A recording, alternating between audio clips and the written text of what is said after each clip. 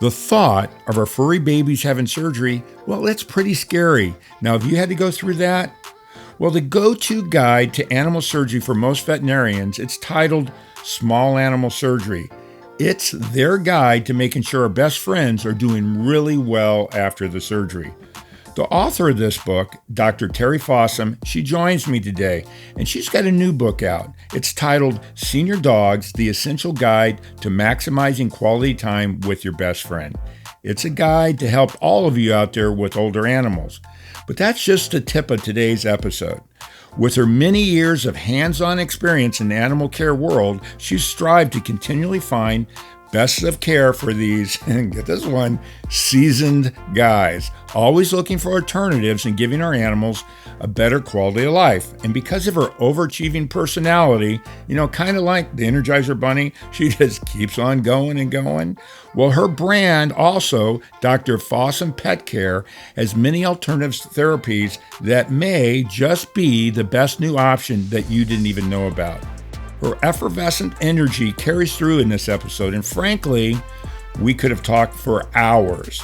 But because of her passion, her knowledge, and just her big love of animals, I just know you're going to want to listen all the way through to the end. Just like when you've got one of those books you just don't want to put down. Well, get ready to be captivated all the way through. This is a really good one.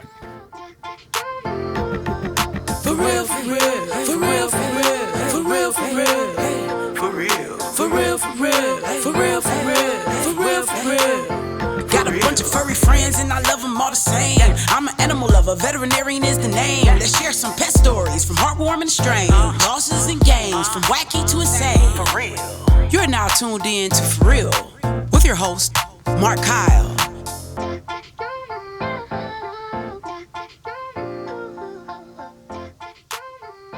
Hey, everybody, and welcome back to the For Real Podcast. I've got a special guest today. Her name is Dr. Terry Fossum. And wait till we get into this thing. Terry, first of all, welcome to the show. I'm really glad you got the time to be here today. Well, Mark, thank you so much for having me. Well, I want to kind of go down some of the things you've done, but before I go down there, I have a real quick question. Do you ever have any time for yourself? You do everything. It's crazy.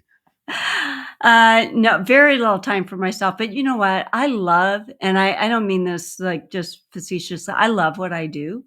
So yeah, I can always tell when people love what they do because everything you do is all related to what you've been doing. But let me just kind of, for the guys that are listening, just to give you a little bit of bio, and I'm not going to go through everything because we won't be able to talk about anything if I do. Anyways, not only are you a veterinarian, you're a surgeon, a small animal surgeon. You've done over 18,000 surgeries based on what I've read. You're an author. You've got a best-selling book that is considered a Bible for small animal surgery. You have a new book that came out. I'm not even going to say the name of it. We're going to get to that. You also have a new company that I wanted. There's a lot of things I want to talk to you about that today because I'm really interested in one of the products you have is a CBD product. And I really want to get into that because I've been wanting to have somebody on that. But you also have Phoenix Animal Welfare. And there's another one that you and I haven't talked about is your Veterinary Intellect Solutions, the AI thing for vets. I'm really curious about that because obviously that's a big thing now. And about 100 other things you do. But anyways, let's get into all that. But to start, let's just talk about how you got started in the vet world. Clearly, I'm guessing you've been an animal lover your entire life, but let's go on your background and then kind of move forward from there.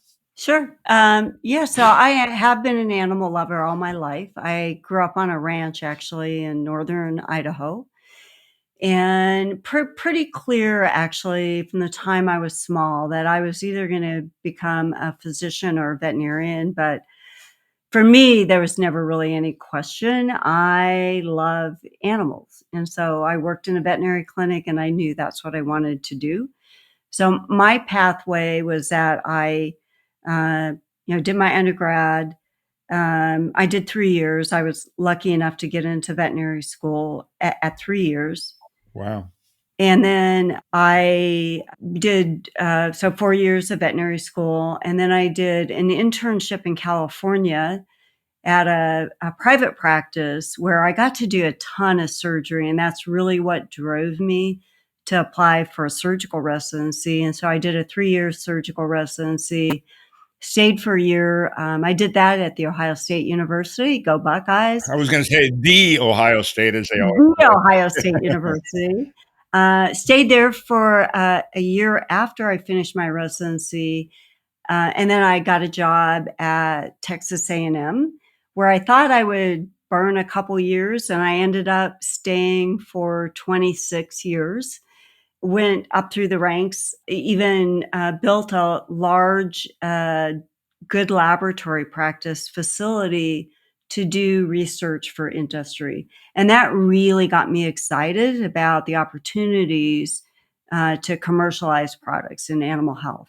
Well, for the guys that are listening, first of all, everybody knows I'm in Austin, which means you were right across the way in the competing schools. They do, and I bring this up all the time. The football field there, for you guys that are listening, is called Kyle Field, which always makes me laugh. And funny, my son got to play on there when he was growing up. But you know what? I thought it's interesting, and we've traveled some of the same places because, I went to school. You went to school at Washington State. I went to Oregon State. Ah, Then you went to the Ohio State, and then you went to Texas A&M. And where in California were when you were in that clinic there? Where in California was that? Santa Cruz. So up in the Bay Area. Yeah, so I went to school, Oregon State, finished in Chico, which is inland from there, but close. And then here I'm in Austin, and you were in College Station. So we've kind of been on some of the same path. Yeah, absolutely. We have. But you've lived a much bigger life than I have, I think. I mean, not only you're still lecturing, you're traveling all over the world and doing that. So when you were at A&M, though, let's go back a little bit. By the way, I apologize because my mind goes all over the place. So if you can follow the bouncing ball, you'll be the first. But so when you were doing your lab, what were you doing at the lab there at A&M? So what we did is so I'll try and make a longer story short. I had an opportunity to meet Dr. Michael DeBakey, and I got to know him really well. He became a very close friend of mine, most famous probably surgeon, for sure, heart surgeon, but I'd say surgeon in the world. And he had developed a left ventricular assist device, so a device that you could plug into the heart and it would pump when the heart had failed. And the idea was that it would buy people time until a transplant would become available. And the really cool thing about his device is that it was built off a NASA technology, and it was small enough that it would fit in a woman or a child's chest, which the devices that were on the market at the time would not. So we talked, and he needed some animal studies done.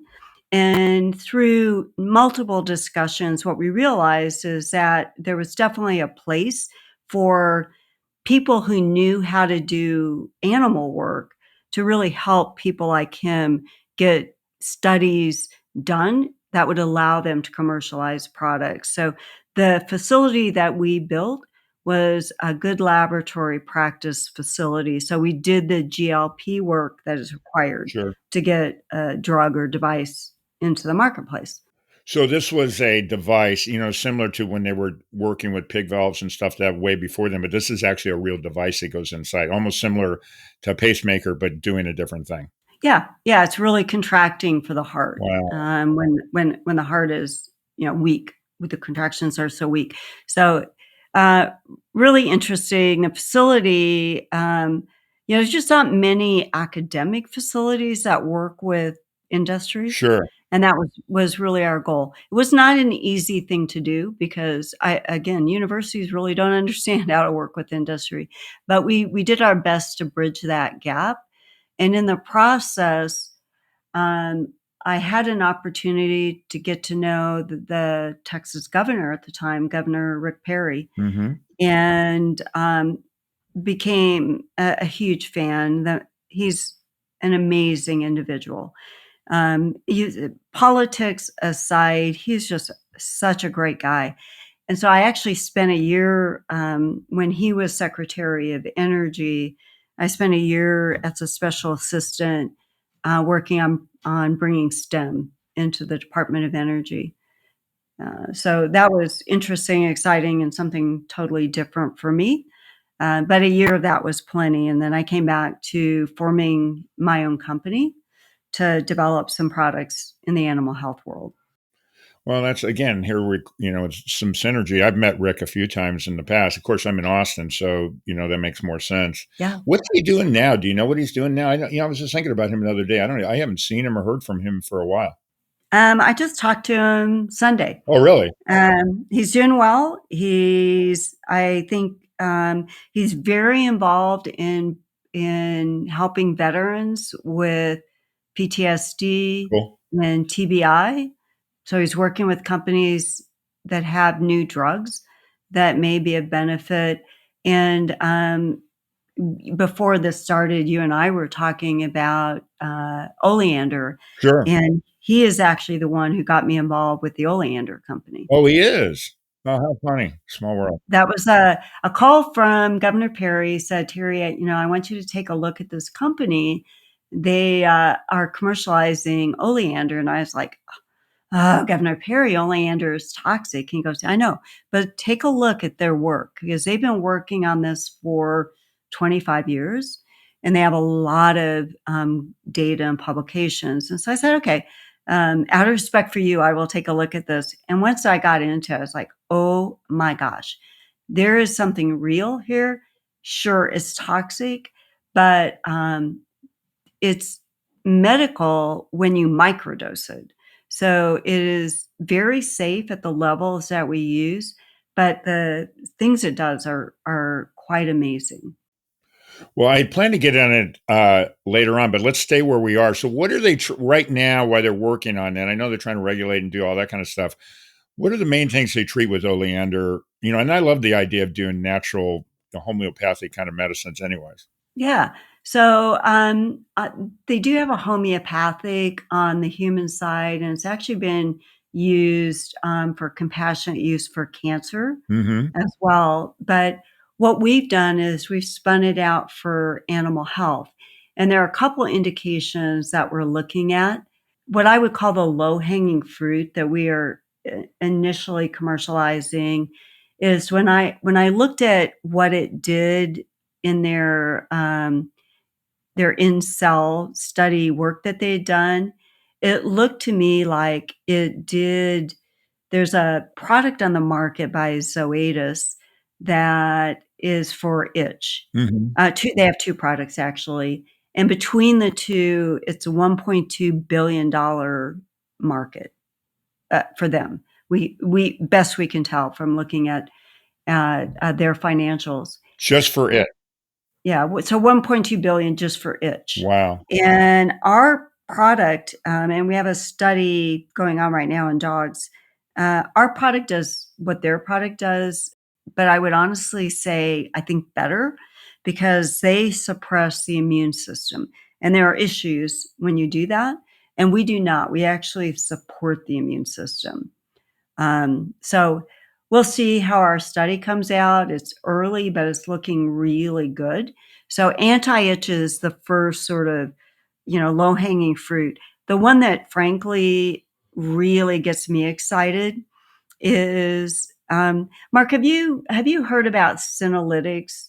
We mentioned before the call. Yeah, I've done a little research on it, and why don't you? I mean, you're the expert. I know enough about it to sound like I can say the word, and I'm not going to try to say it right now. But you know way more. Let's.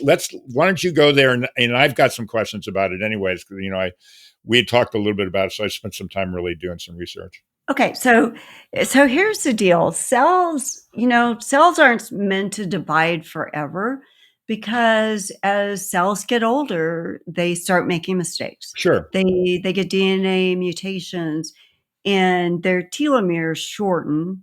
And then what's supposed to happen is so cells should go down a programmed cell death pathway. But there are some ornery cells in our body and they say, not happening. I'm not going to die, but I'm just going to quit dividing. So you're not going to be able to kill me with most chemotherapeutics because most chemotherapeutics kill dividing cells. So I'm just going to sit here. I'm not going to divide. But what I'm going to do is I am going to secrete these really inflammatory substances. And most people now believe that those inflammatory substances being secreted by these zombie cells are what are responsible for aging. So senolytics are becoming a really important anti-aging. Can I interrupt real quickly? Please. So for you guys that are listening, when I was doing all my research, I'm not going to say the word again. So senolytic actually is translated to destroyed, by the way. I don't know if you knew that, but I know that one. I actually did not know that, Mark. Yeah, the meaning of senolytic is destroyed, which is interesting. And then and it's destroying the bad things, but I'm going to let you go from there. I can say one thing. Well, so that's perfect. So what happened is that there was a group out of the University of Edinburgh, and they used AI to identify senolytics. And they just recently reported this. They found 3, and then they tested those senolytics in cells to see which was the most potent. Right. And they said the most potent senolytic they could identify was oleander. So what's that mean? Well, it means it might be a really great anti-aging product because it's going to kill those senescent cells that are floating around that secreting those inflammatory substances. But for cancer, it might even be a bigger deal. So I'm gonna nerd out a little bit here on oleander and cancer, I like nerds. and then I'm going to bring in why I think it being a senolytic is important. Cool.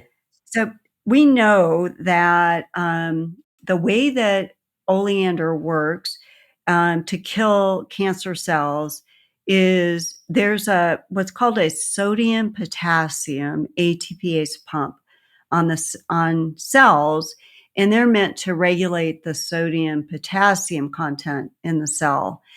If you inhibit that pump, then the ions in the cell go crazy, calcium comes in, the cell explodes and dies. So normal cells express the alpha 1 isomer of that sodium potassium ATPase pump, but there are other isomers. And some cancer cells upregulate the alpha 3 isomer. The alpha 3 isomer is where oleander binds and inhibits that sodium potassium ATPase pump. So it's very specific for cancers that have upregulated the alpha 3 isomer, which is quite a few cancers. But more importantly, so let's take a cancer like osteosarcoma in dogs. Very common. So I'm going to back up a second and tell you, dogs get cancer a lot more than people do. 11 times more cancers in dogs than in people. I didn't know that. So it's a huge problem in our pet population. And so what we have found over the years is that if you give some chemotherapeutics, you actually drive cells into senescence. So you make those cells stop dividing and they're resistant to your chemotherapeutic. And I believe, so if we take dogs, say with osteosarcoma, it's a bone tumor. What we typically do is we x-ray their lungs to make sure that they don't have any metastases that we can identify already. And if they don't, then we amputate the leg and we put them on a chemotherapeutic. Despite that, the vast majority of these dogs have metastases to their lungs within 3 months to a year that is going to kill them. And I think it's those senescent cells that are sitting there that reanimate once we stop our chemotherapeutics, and then they home to lung and they cause the mets. So I do believe that if we could kill those cancer cells, those senescent cells, we might actually stop or eliminate or reduce the metastases. So I've actually written a study.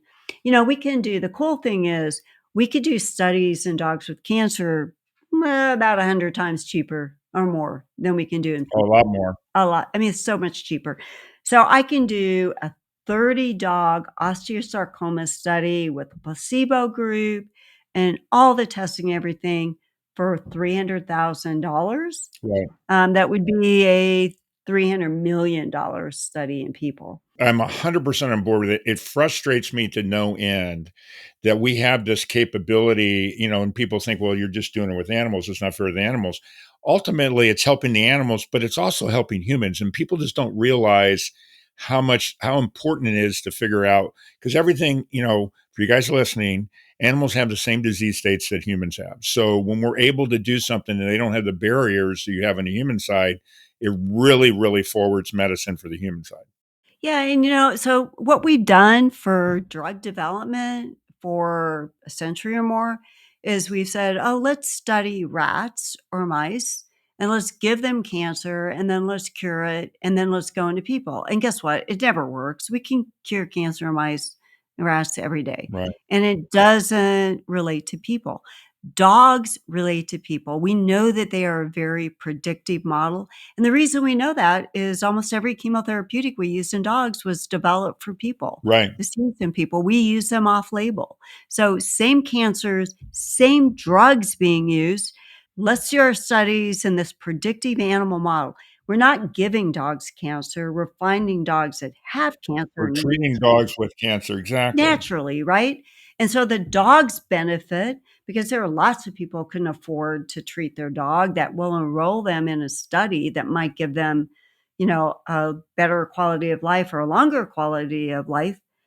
They're happy to do that. And then that information is going to be directly relatable to people. So for oleander, we kill those senescent cells. I think we changed the game in cancer. I have had 0 luck in the past convincing the NIH to do dogs for people, but I hope we're finally getting there. So I am focused on raising money to get this initial, osteosarcoma study done, because then I think it opens up all kinds of avenues for both dogs and people. Right. What's your thoughts on milk thistle? I don't know a lot about it, Mark. What do you know about it? Educate me. Well, I know they're using it for the same reason though that you're using it for oleander. I know there's a doctor that I do with, on the stem cell side that's really, really well educated. I think he's an A&M guy too.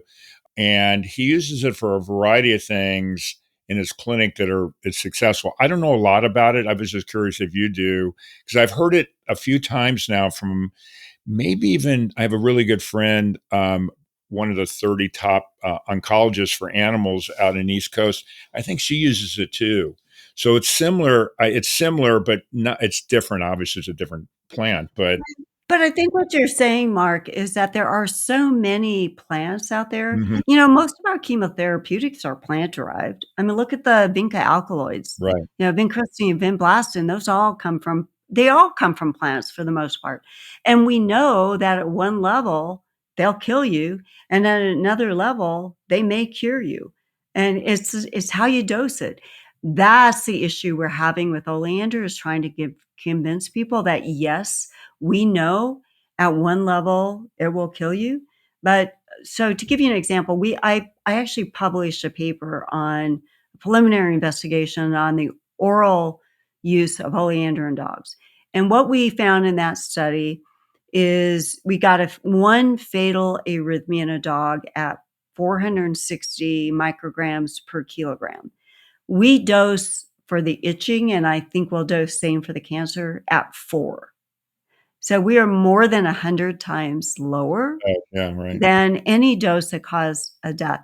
So I give it to my own dogs. I'm very comfortable with dosing it in dogs because we're microdosing it.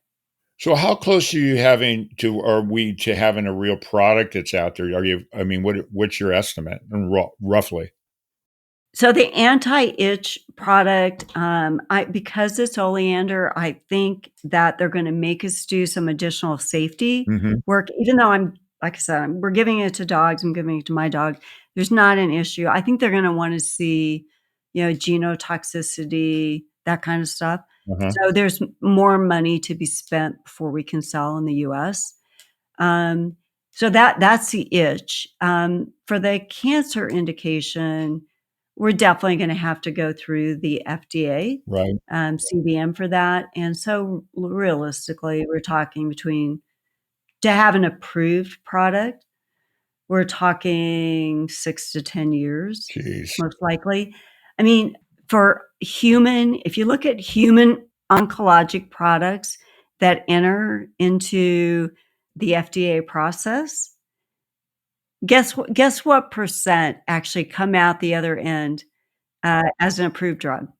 Less than 5, I'm sure. 3.4%, you're right on, 3.4%. There's a reason that it's, between 2.5 and 4.5 billion to bring a drug to market these days because we have somebody's paying for all those failures, and it's not the company, it's us, it's the users. We're gonna pay every time they take a drug into a study and it fails, we have to pay for that. And so that's why I'm so passionate about let's get much better evidence before we enter into the human studies, and that is dogs. Well, as you know, I with the stem cell thing, the main reason why we're only doing animals here in the US, now out of the US, we can do our technology that we have. It's the same thing. If we went through FDA to do that, Big Pharma does. I mean, for you guys that are listening, don't close your ears. Big Pharma doesn't want it to happen until they can mass produce it. At the end of the day, in my opinion. Yeah, yeah, and, I don't think big pharma wants us on the market at all. Yeah, yeah. Well, until they can mass produce it themselves and then generate the income that they're trying to get. Well, interestingly enough, and this was not me, but the prior company that was working on Oleander, has some really good data against COVID. Mhm. I mean, really good data against COVID, and, it was so shut down, I'm sure because nobody wanted anything coming out that might interfere with the vaccines. Wait a minute. So this was oleander? Yeah. Oh, Oh, wow. gets COVID in a big way. Wow. But again, there was some political stuff that went on. Well, of course. Unfortunately, you can find it online. But no, it is very effective against COVID.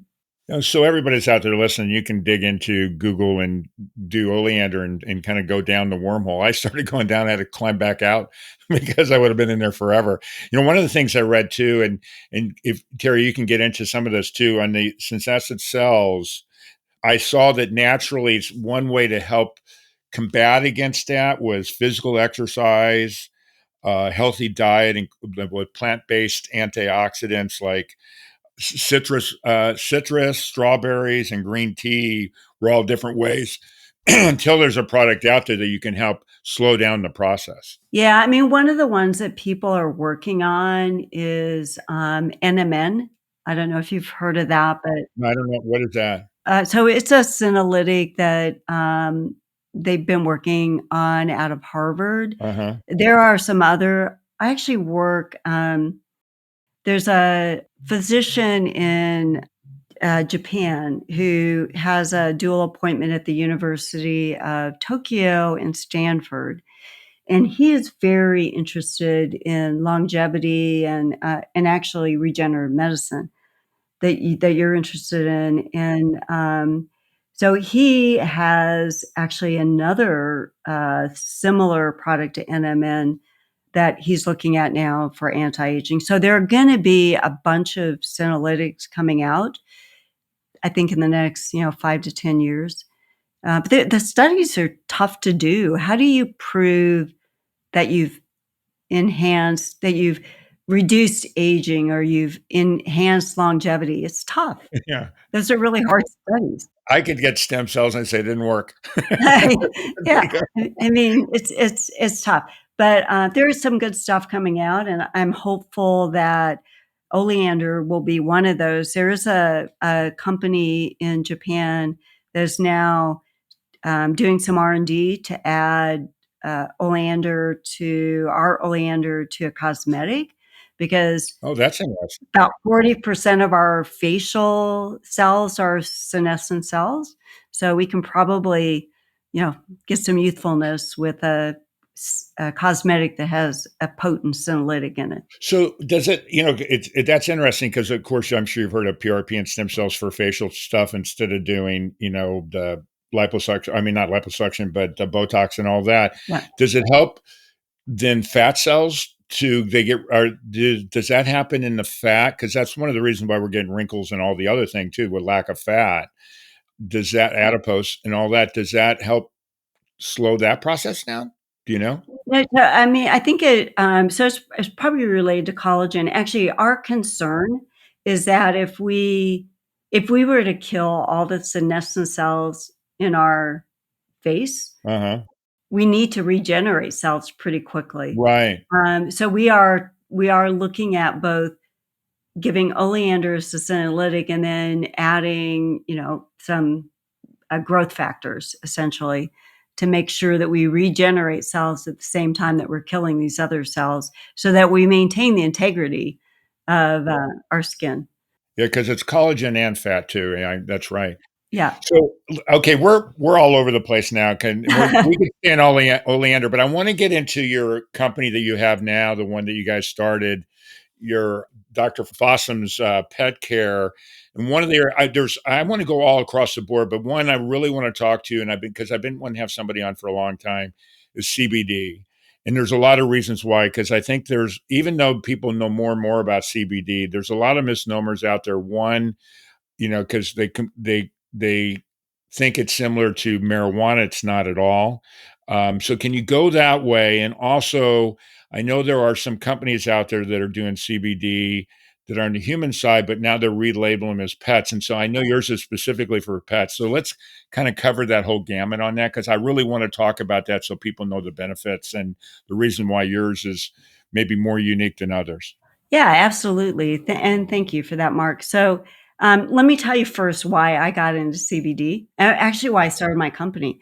So I've lost him, but I had a 14-year-old Labrador, Dan, whom I love to death. And Dan had a couple issues. He had elbow dysplasia. So for those of you who are not veterinarians, there are congenital issues that dogs can be born with where their elbows are a little bit deformed. Can I add a little bit to that? So it's a mechanical thing that's the problem. Because of the stem cells, we're treating this stuff too. Yeah. But, I always try to talk it. You're a doctor, and I'm just the knucklehead that's out here. But for you guys that are out there, if it's a mechanical issues, it's not developed quite right, and it's over a period of time, it wears out, all the cartilage and ligaments and things like that. Just as for a simpler term. Yeah. So what will happen over time because of the sort of structural issue is that they'll get arthritis in the joint and they will become lame. And so that's what happened to my old guy. But at the same time, he had kidney disease, chronic kidney disease. And so the drugs normally that I would prescribe for a dog with osteoarthritis in their elbow would probably be a nonsteroidal, Right. but nonsteroidals are really hard on the kidneys. So I did not want to put him on that, but I wanted to find something that would give him some relief. And so I started looking at CBD. And what I came across pretty early was a study where they had pulled CBD products off the internet and off the shelves and tested them. And what they found is that 70% of the products on the market did not meet their label claims. Remember, these are not FDA approved drugs. So there's really no approval process for these. And so 70% didn't meet their label claims, meaning that they either did not have the amount of CBD that they said. In fact, some had zero CBD, some had too much, and then others had THC in it. And THC is much more toxic in dogs than it is in people. They have more receptors. They're more sensitive to it. For you guys listening, if you don't know, THC is the stuff that gets you high, basically. Exactly. So if you take the cannabis sativa plant, there are a number of substances in them, including the cannabinoids. CBD is just one of the cannabinoids. There's like 140 or more cannabinoids. And then there's other substances, terpenes and other things. And we think they all work together to be beneficial. So, but because I saw all these let's just call them fraudulent products on the market, I decided I would make my own. How hard could that be? I've learned how hard it can be. Oh And boy. trust me, it is really hard. But we do have a great product. So what we decided to do is we combined CBD and CBG because the two of them had been shown to be synergistic for neuropathic pain. And then we also added CBN, which is the one that people are using for restlessness, for calming, for sleep. So we added those three cannabinoids plus the terpenes in our product. And then you mentioned something that is really important, and that is that there are human companies that do CBD out there that are now have decided to slap a label on their product and sell it for pets. My issue with that is that those companies typically have spent zero time figuring out how to dose a dog. Right. On the human side, they just give, you take one pill. Doesn't if you're an adult, you take one pill. Doesn't they don't go by weight. But in dogs, we have to do that because we treat, 2-pound dogs and 180-pound dogs. So we dose everything by the dog's weight. But I couldn't figure out with some of those human products that had, animal labels on them, I couldn't figure out how to dose them. I couldn't figure out how much CBD was in Right. and how much I'd be giving. And so honestly, most people that I talk to that have tried CBD where they found no benefit are wildly underdosing it. I mean, they're giving like zero point 0.2 milligrams per kilogram when the dose that we use for osteoarthritis is 2 milligrams per kilogram. Wow. Significantly less than you need. Oh, yeah. So they're just not dosing it correctly, and these companies aren't helping. There are some studies out there, so an increasing number of studies, and quite frankly, I don't think you can overdose CBD. You can overdose THC, but you can't overdose CBD. So, and everybody, Mark said is absolutely true. THC is what makes you high. If you remove THC, the other cannabinoids do not make you high. They have medical benefits, but they don't make you high. Yeah, and one of the things too to keep in mind, one of the concerns I'm sure for people that don't know much about it, you hear about it, it's a big buzzword now because now that everything's getting legalized all over the place, is adverse reactions. Can you talk about that? I know that it's very insignificant for what you guys have, but the typical adverse reactions when you hear from other products and then compare it to yours. We don't see many adverse reactions with CBD. Right.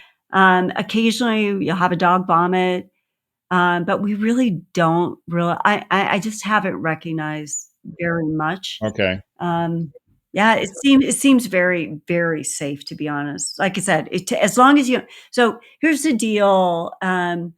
We sell the. If you look at the cannabinoids, what you'll see is some people sell what are called full spectrum products. Some people sell broad spectrum, and some people sell isolates. Isolates are what for humans have been approved by the FDA. And it's been approved, CBD has been approved for a couple rare seizure disorders. Epilepsy. Yeah. Um, so these weird small seizure disorders, what they're approved for, but that's an isolate. That's just CBD, nothing else in it. That my issue with that in dogs. So we said THC is toxic. I like it removed because if you need THC, THC is actually really good for pain. So dogs maybe with like bone cancer, cancer is causing a lot of pain. The oncologist will give them some THC, but you can just add that into another product. Our product is what we call broad spectrum, meaning it's got all the cannabinoids, terpenes, and other compounds in it minus the THC. Okay. And the reason I think that's important is that if you look at the isolates, they have pretty much a bell shaped curve as far as dosing, which means that to get the maximal effect, you have to give the perfect dose. If you give too much, you go down the other side of that bell-shaped curve and you get a lesser effect.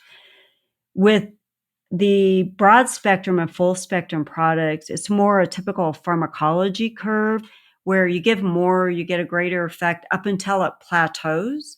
And then if you give more, you don't get a lesser effect. You don't get a better effect, but you don't get a lesser effect. And so that's why I think broad spectrum products or full spectrum, if you're careful, are the way to go in dogs because we don't know exactly how to dose in dogs. Like our recommendation is 2 milligrams per kilogram twice a day for arthritis. And then some people can reduce that to 1 milligram per kilogram twice a day for maintenance dose. For seizures, we need to go higher. I think a minimum, I would start at 4 milligrams per kilogram and go up for those animals. So for a pet owner that's out there listening or a dog owner that's out there listening, what's for you guys that are trying to figure out, well, why would I use CBD? What's the reason? What's the ideal candidate in your mind as a pet owner that would be beneficial? I can think of a few, but can you kind of go over that a little bit? There's a few different ones I can think of right off the bat. So the most common indication right now for CBD, cannabinoids in general, is mobility issues. No doubt, osteoarthritis is the big one, and it does help a lot of dogs. I would say the second is it's being used for all kinds of things. So for calming, dogs, we can't say so because there is not an FDA-approved veterinary cannabinoid product, which means that any product out there being sold is being sold as an unapproved animal drug, which means that there can't be claims. So, for example, we are limited. We cannot tell you our product is good for osteoarthritis. We can say for mobility issues. We cannot say our product will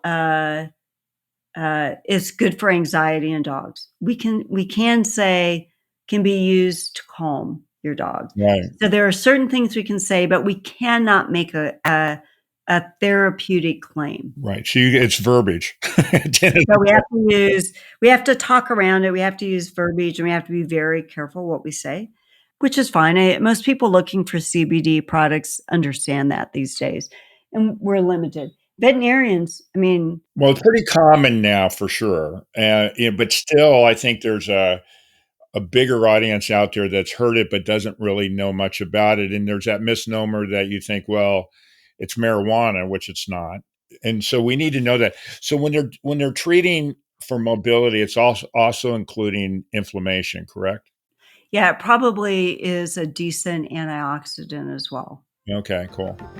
For real, for real, for real, for real, for real, for real, for real, for real, for real, for real. And we'll be right back. We are supported by PrepVet, providing stem cell therapy for pets. As a pet lover, did you know your pet can benefit from the incredible healing power of stem cell therapy? Prep Therapy offers a groundbreaking solution taken right from your pet's own blood. Say goodbye to joint pain, arthritis, kidney and liver conditions, and more. They'll experience faster recovery, increased vitality, and extended quality of life without the need for surgery or harmful drugs. Put the wag back in their tail and discover Prep Therapy today at prepvet.com. Save 10% with promo code FurRealPodcast, covered by most pet insurance.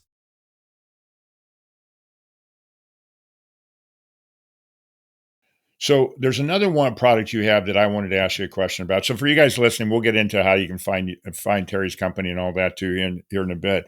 Tell me a little bit about the cognitive capsules. I know you've got a measure for dementia in dogs and that. I guess let's start with that. You've got a test you can tell and talk a little bit about that. And then I want to talk about the cognitive capsules. Can I take some?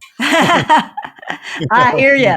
You and me both, Mark. So let's talk about dementia in dogs for a minute because most people, so dogs, when they age, at least a third, and this is probably a low number because people don't report it, but at least a third of dogs as they age get dementia.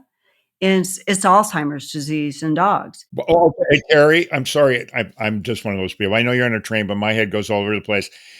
The title of your new book, too, I know it gets into it a little bit. Let's throw that title out there, too, and then get back to where we're talking. Sure. So the book that Mark is referring to is a book that we wrote recently. It's called Senior Dogs: The Essential Guide to Maximize Quality Time with Your Best Friend.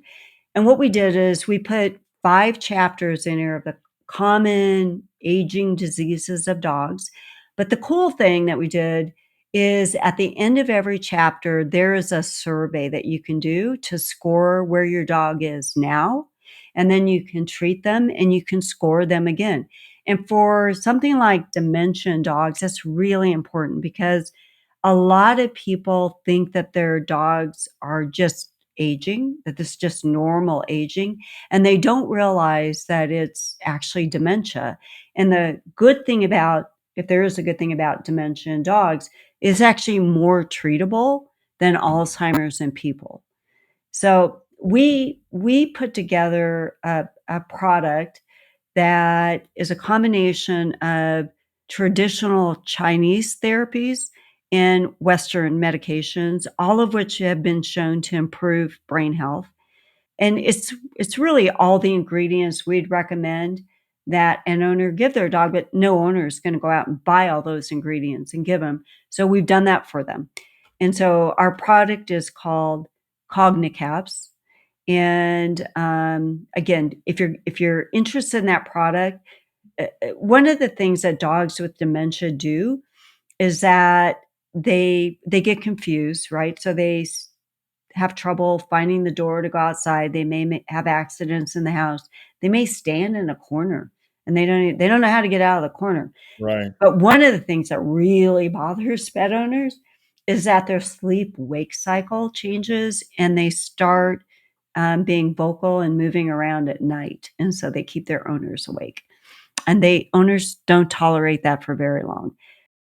We have found that when we give our product Cognicaps, we reverse that, it seems, pretty readily. So we did a small study, but within 30 days, we saw a 38% improvement in cognitive scores. And for most people, that meant that their dog started sleeping at night again. So huge. I just had a thought while you're doing this. What you notice with a lot of older dogs, being a lifelong pet owner from when I was a little kid, oftentimes you're thinking that they can't see or hear. I wonder if it really has to do with dementia, not it was probably a combination, but I never even thought about that. Yeah, may well be that they have some degree of dementia. If you take a big breeds, you take your Danes and stuff, they probably have dementia starting at as young as 5 or 6. Some of the small breeds, 10, 14. But honestly, I think a majority of dogs as they age probably get some degree of dementia. Hmm. It's interesting. And, I was thinking about earlier too, when you were talking about cancer in dogs, it's 11 times more than humans.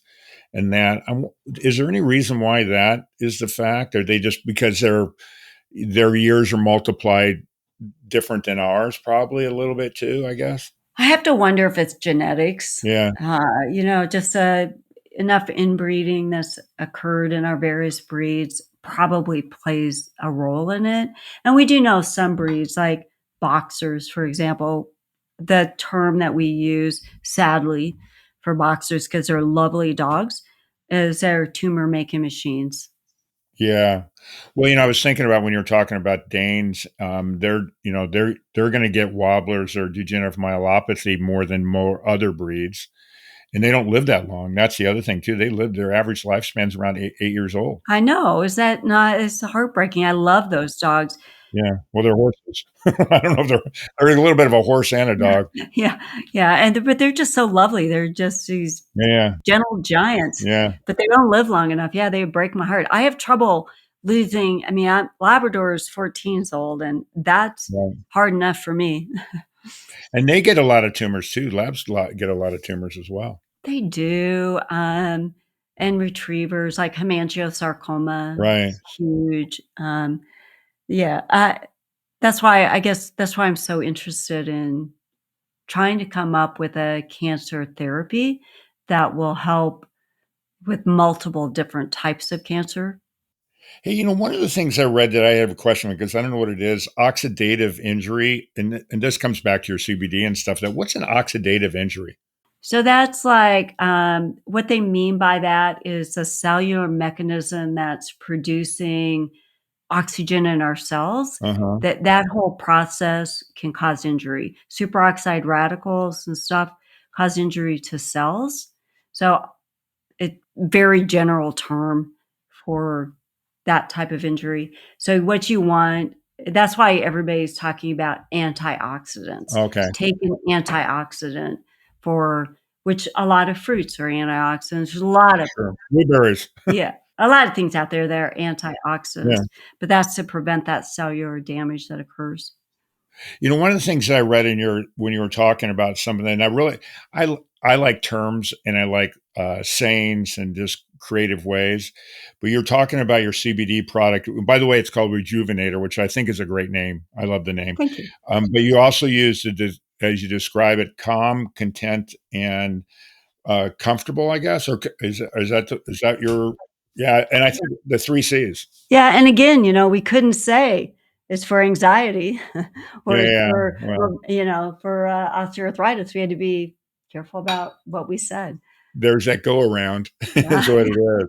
Yeah. So what else are we missing that we haven't talked? I mean, should we talk a little bit about your first book? Or I mean, I want to cover as much as we can. I know we're missing a ton of stuff.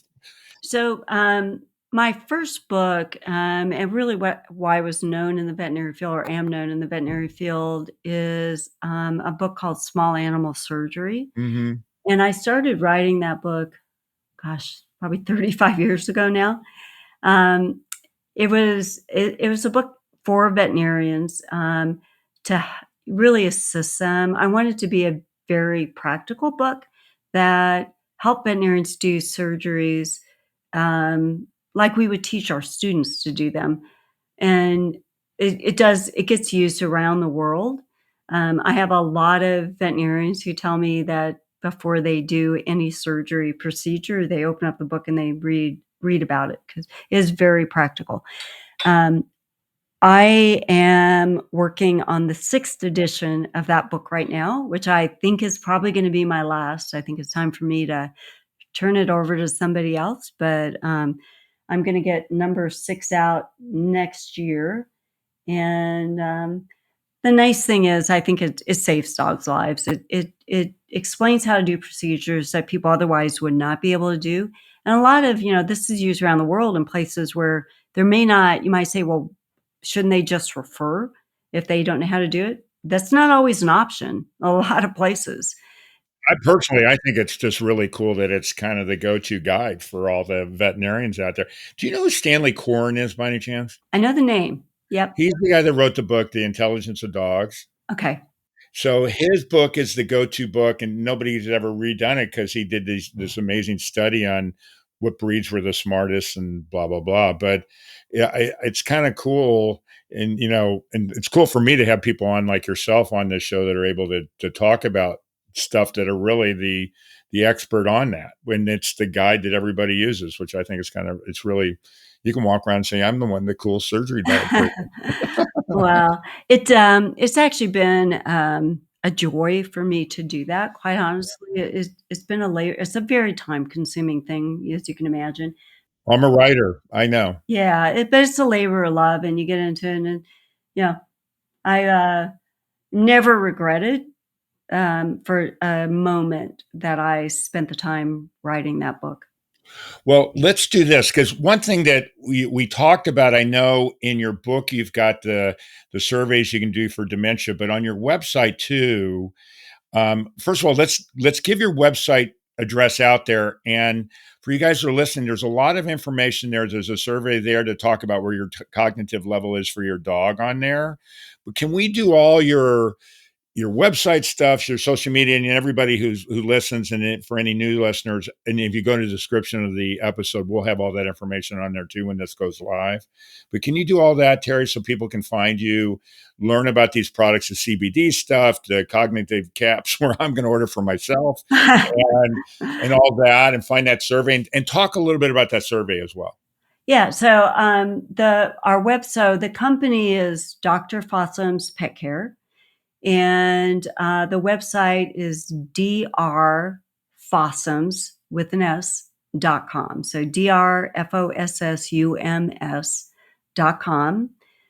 And as Mark mentioned, that we have multiple surveys, but if you have a dog that you suspect has cognitive decline, go in and fill out our survey. You'll get a score as your dog is mild, moderate, or severely affected. And then again, you can order our product if you want to give it a try. Cognicaps is that product.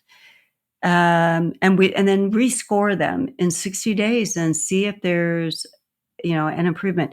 If you have questions, we get a lot of questions about CBD and what people can give it with, because most of these dogs are on other medications, and those all get referred to me. And a lot of times I just answer directly.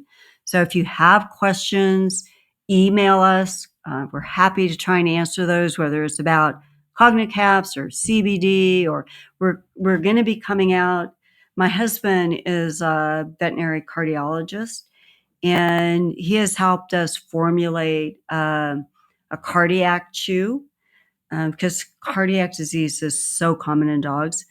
That will be coming out in the next few months. So take a peek at that. It's very high quality, and it does have some ingredients that no other cardiac chew has in it. Do you guys have social media? You do, don't you? Yeah, we do. We're all over, Facebook and stuff. And Mark, I'm going to have my COO send you some. I've got the links. I'll put it on. You got the links to brochures and all that. Okay, so you've got, everything that we can throw up there if people are looking. And thank you for doing this, Mark. I mean, we are a small company. I'm just going to be very honest with people. I don't make any money off this company. I don't even draw a salary. And I spend a significant amount of time. I am doing this. I started it because I wanted to help my own dog, but I'm doing this because I want to help other dogs. So, if you have a dog that needs it, please go on our site and take a look. We really appreciate our customers. Well, one of the reasons I started the podcast was to give people information that you just aren't aware of. Traditional veterinary, which is still quite good, but there's other options out there when you've got, especially these days. I mean, for all of us have had pets for a long time, it's a little bit different, but more and more pets are part of the family now. And everybody's always looking for other options because you want to take care of your best friend. And at the end of the day, whether that what we're talking about today is good for you or not, but at least other options that you can you've got a resource to go to at the most. Yeah. At the end of the day. Now we're at this point now. Do you remember us talking about doing a silly animal joke? I know that Sean had one, but I'm guessing you don't. I've got one. I always have one right. I do have one. Oh, good. I'm glad I don't have to do one. That's even better. But it is as silly as you might even begin to imagine, because Sean and I did talk about this. Okay. So I live in Arizona, and it is supposed to be 108 degrees today. Perfect. So why did the dog step in the shade? Why did the dog step in the shade? Because he didn't want to become a hot dog. Exactly. You know what? That's a perfect joke for this, and everybody that listens knows that. So for you guys that are listening, I guarantee you the guests hate telling these silly jokes. I hate telling these silly jokes, but I do love telling them too. But I'm always looking for people, if they want to be on the show, if they've got kids that want to tell a joke. I've had kids on before and all that. You can always email me at mkyle@forrealpodcast.com. Or if you've got a great subject like today, it's some other option that you found that's good for your pet and you want to get it out there. I'm always looking for that. And I respond to everybody. So send me an email. If you want to tell me I sound stupid, go right ahead. Tell me I need to take those cognitive caps. I will take them. But, anyway, so Terry, thanks so much for being on the show. I really, really appreciate it. Mark, thank you for having me. It's been a pleasure.